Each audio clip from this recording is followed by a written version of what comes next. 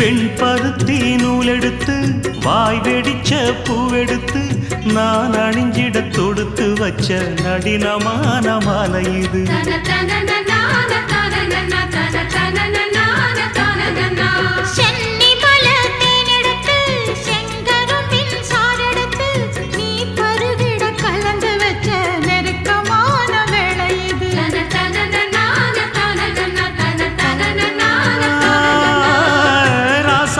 உடம்பிருக்கும் ரவிக்க துணி நானாக அன்னாடம் சூடி கொண்ட ஆசை வச்சாகாதா.